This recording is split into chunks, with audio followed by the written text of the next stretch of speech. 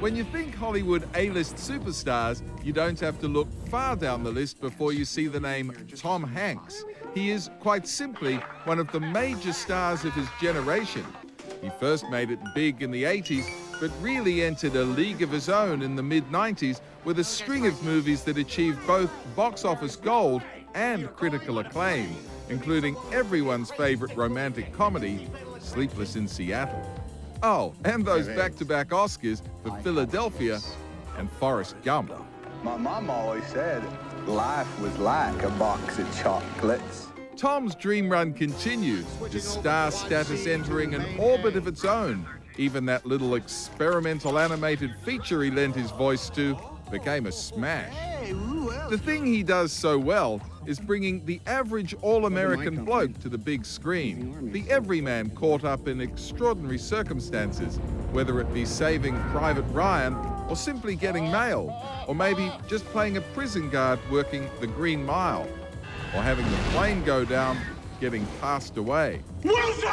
Tom Hanks is at the top of his craft, is 100% box office bankable, and obviously gets to pick the eyes out of the best roles going around Hollywood. He recently spoke to Diane Sawyer about his new project, The Terminal, and reminisced about one of his first movies when director Ron Howard threw him in the deep end opposite Daryl Hannah in Splash.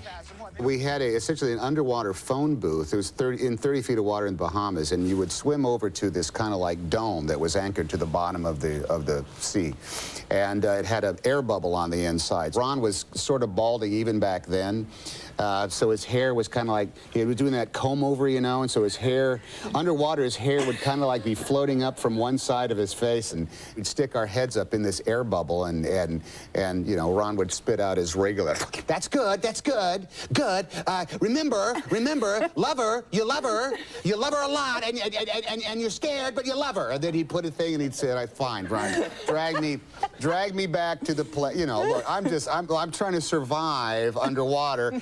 I was trying not to get fired at the bottom of the sea, because it could have been the same thing. You're fired, you're not doing good, you're fired, go up to the boat and go home. You know, that could have happened too, but thank goodness it did. Tom's new project is The Terminal, in which he plays Victor, an Eastern European who arrives in America but gets stuck at JFK Airport in New York for months. The film's directed by his friend, Steven Spielberg.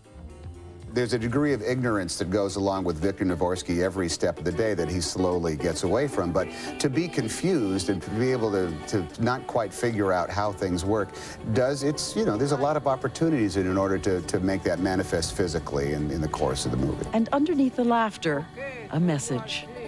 I think at the end of the day, the United States of America is still the place that says, we're glad to see you.